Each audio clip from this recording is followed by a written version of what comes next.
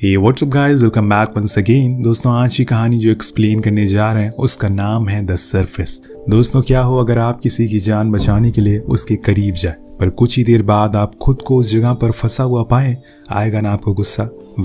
ये कहानी भी कुछ इसी तरह की है। जोनस नाम का आदमी, जिसको हम सुबह उठते हुए देखते हैं हर दिन की तरह, वो आज भी चिड़ियों को खाना डालता है, शेव करता है, फिर अपने लिए तैयार होने लगता है और फिर गैराज जाकर कार को बाहर निकालता है, जिसके पीछे एक बोर्ड भी है जो उसके डैड की है, जो कि अब इस दुनिया में नहीं रहे। उनकी कमी हमेशा जोनस को सताती है क्योंकि वो उनसे सबसे करीब थे। अब इसके बाद वो उस कार को लेकर सीधा हॉस्पिटल जाता है, पर रास्ते में उसे वो दिन याद आता है जब उसके डैड के साथ वो सड़क हादसा हुआ था। वो वहां पहुंचकर अपने दादाजी से कहता है कि उसने आज डैड की बोट निकाली है, वो उसे चलाने वाला है। ये सुनकर वो हंसने लगते हैं और फिर बाहर निकलते हुए उसे बिल दिया जाता है, जिसे देखकर उसके होश उड़ जाते हैं क्योंकि अभी उसके पास कुछ भी नहीं है, ना घर, ना परिवार, ना पैसे, ना जॉब। इसीलिए वो उस बोट को लेकर थोड़ी देर के लिए पोर्ट पर जाता है, जहाँ पर कुछ उसी की उम्र के लोग मौज मस्ती कर रहे थे। पर जोनस अपनी बोट को लेकर पोर्ट से बाहर दूर निकल जाता है और फिर ड्रिंक करते करते सफ़र का मज़ा उठाता है। पर रुकिए, इतनी जल्दी मज़ा नहीं आने वाला,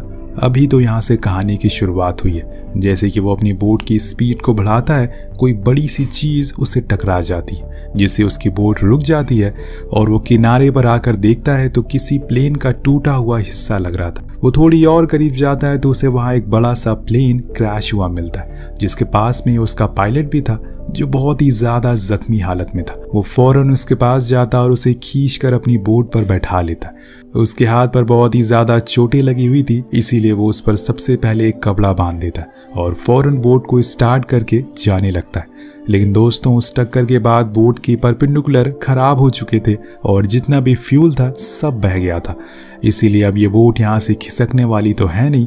इसी बीच वो घायल आदमी बहुत ही अजीब हरकत करता है। वो जोनस को चाकू दिखाकर धमकाना शुरू कर देता है और किसी बैग का जिक्र करता है। जोनस पूछता है कि किस कलर का वो बैग था, तो उससे कहता है कि वो रेड कलर का था। तो वो कहता है कि रेड का। तो जोनस उसे एक बैग देता है जो उसी पानी में गिरा हुआ मिला था। वो उस बैग को लेकर छुपा लेता है, लेकिन फिर भी वो चाकू दिखाना बंद नहीं करता। तब जोनस कहता है कि लगता है कि तुम ऐसी जगह से हो जहां पर लोगों की मदद करने पर उन्हें चाकू दिखाया जाता है।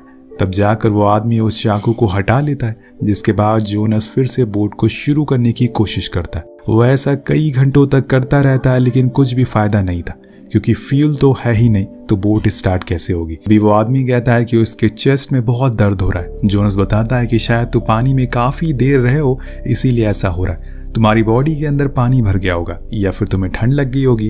कुछ देर के बाद जब सब कुछ शांत हो जाता है तो जोनस उसे उसका नाम पूछता है और ये भी कि वो कहाँ से है। तो वो इंसान बताता है कि उसका नाम क्लार्क है और वो मिशिगन से है। जिसके बाद वो लोग वेस्ट की ओर बढ़ने लगते हैं, लेकिन अब इन्हें किसी पोर्ट तक जाने के लिए सिर्फ पैडल ही करना होगा, जो अकेले जोनस तो कर नहीं सकता। उसके अंदर जितनी ताकत थी वो उतना जोर तो लगाता है। इसी बीच क्लार्क उसे पीने के लिए कुछ मांगता है, तो वो उसे पानी की कुछ बोतल देता है जो वो अपने साथ लेकर आया था। उनके साथ साथ कुछ खाने का भी था जो कि खराब हो चुका था क्योंकि वो उसके डैड के ही हाथ का इस बोट पर रखा था। क्लार्क ये सुनकर उन्हें फेंक देता है। तभी अचानक से उसके हाथ में काफी दर्द होने लगता है। वो उसे पूछता है कि क्या तुमने मेरी घड़ी को उतारा है? वो मना करता है। तब वो उसे बाहर निकालने को बोलता है, जो कि वो निकाल देता है और फिर तब उसे पता चलता है कि वो उस घड़ी की मदद से डायरेक्शन पता लगा सकते हैं। वो फिर से पैडल करना शुरू करते हैं। दोनों बातें करते हैं, जिसमें जोनस बताता है कि अगर उनके पास पानी खत्म हो गया तो वो यहाँ के पानी को पी सकते। लेकिन क्लार्क कहता है कि लगता है कि तुम पागल हो गए हो, ये पानी किसी जहर की तरह तुम्हारी बॉडी में जाते ही काम करेगा। पर जोनस का कहना था कि ये पानी फिल्टर है, इसीलिए वो उसे पी सकते हैं। उसकी बातें सुनकर क्लार्क उसे पागल समझता है, इसीलिए कुछ कहता नहीं। अब थोड़ी देर बाद उसकी तबीयत और ख़राब होने लगती है, यहाँ तक कि उसे 2-3 बार उल्टियाँ भी होती है। इसीलिए जोनस और पानी देता है पीने को। फिर क्लार्क उससे कहता है कि लगता है कि हम गलत जा रहे हैं, सूरज की ओर हाथ करो और फिर उसी की ओर आगे बढ़ते रहो, जो कि वो मान भी जाता है। लेकिन यहाँ हम एक और चीज़ नोटिस करते हैं कि वो किसी इंसान का जिक्र कर रहा था। वो किसी भी समय यहाँ तक पहुँच सकते हैं, चाहे कुछ भी कर ले। ये बोलकर वो उस रेड बैग को अपने सीने से लगा लेता है, जैसे कि उसमें बहुत ही कीमती सामान हो। कई घंटे बीत जाते हैं पर वहाँ कुछ भी नहीं था। क्लार्क उसे सुनाता है क्योंकि वो बिना किसी रेडियो फ़ोन के यहाँ तक आ गया और अगर इसमें से कुछ भी उसके पास होता तो वो उसे कांटेक्ट कर सकते थे। हालांकि फ़ोन तो क्लार्क के पास भी है, लेकिन अब वो बंद पड़ चुका है। जब तक उसमें से पानी बाहर नहीं निकलता तब तक वो किसी भी काम का नहीं है। दोनों ही अनजान हैं, इसीलिए उन्हें एक दूसरे के बारे में कुछ भी पता नहीं है। जोनस पूछता है कि आखिर तुम्हारा प्लान क्रैश हुआ कैसे, तो वो बताता है कि मैं स्टंट कर रहा था, इसीलिए मैं यहाँ पर फंस गया। पर उसकी बातों पर किसी को यकीन नहीं होता, मतलब प्लेन से स्टंट करना। वहीं जोनस बताता है कि वो एक वेयर हाउस में सुपरवाइजर की जॉब करता है। उसके मॉम डैड नहीं है, एक दादी हैं जो अभी हॉस्पिटल में एडमिट है। उनका इतना ज्यादा बिल बन गया है कि उसे भरने की मेरी औकात नहीं है। यहाँ में एक और चीज पता चलती है कि असल में क्लार्क अपने प्लेन को पानी के बहुत ही करीब उड़ा रहा था, क्योंकि उसका मीटर खराब हो चुका था और रात के समय में इतना फॉग होता है कि उसे कुछ भी दिखाई नहीं दिया था। और जब अगली सुबह हुई तो उसने खुद को पानी के बीच में पाया। जोनस उसे पूछता है क्या तुम्हारी कोई फैमिली है, तो वो बताता है कि हाँ मेरी वाइफ है, लेकिन मेरे पास इतने पैसे नहीं थे कि हम लोग एक अच्छे से घर में रह सके, अच्छा खा सके, इसीलिए मैंने ओवर टाइम करना शुरू कर दिया। उस दिन मुझे मेरे बॉस ने ये बैग दिया और कहा कि इसे सही सलामत पहुंचा देना, तुम्हें अच्छे पैसे मिलेंगे। और तब मैं इसे लेकर निकल गया, पर मुझे नहीं पता था कि रास्ते में ऐसा कुछ होने वाला है। तभी उन्हें एक बड़ी सी शिप दिखाई देती है जिसकी मदद मांगने के लिए वो बहुत चिल्लाते हैं, लेकिन किसी का भी ध्यान उनकी ओर नहीं जाता।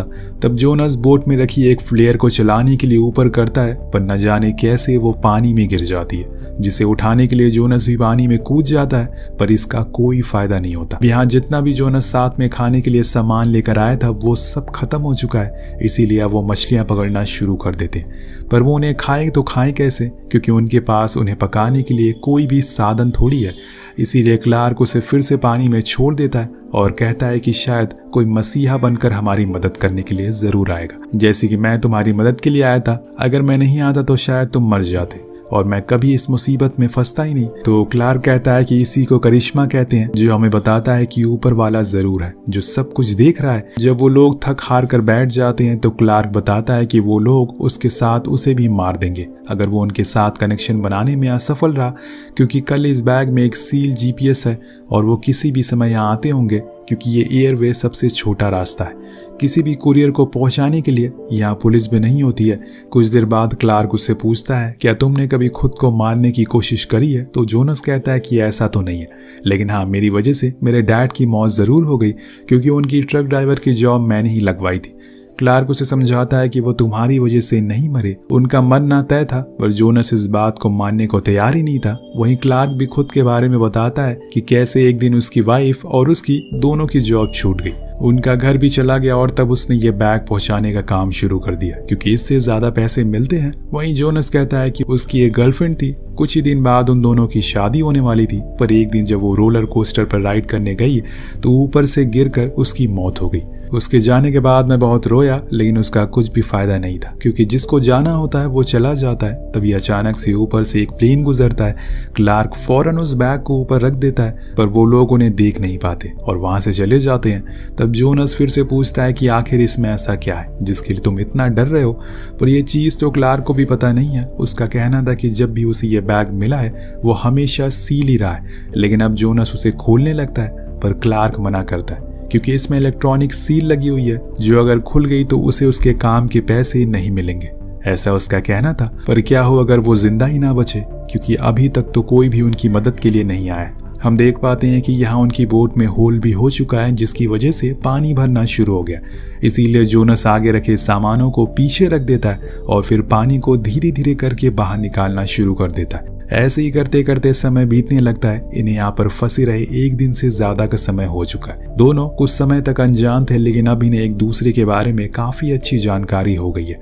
यहाँ जोनस अपने डैड के बारे में बताता है कि उन्हें पानी से बहुत ही ज्यादा लगाव था, लेकिन गरीबी के कारण उन्होंने कभी भी अपने सपनों को पूरा नहीं कर पाए। मैंने उनकी जॉब अपनी कंपनी में लगाई थी। सबको लगता है कि उनकी मौत सड़क हादसे में हुई है, पर ऐसा नहीं था।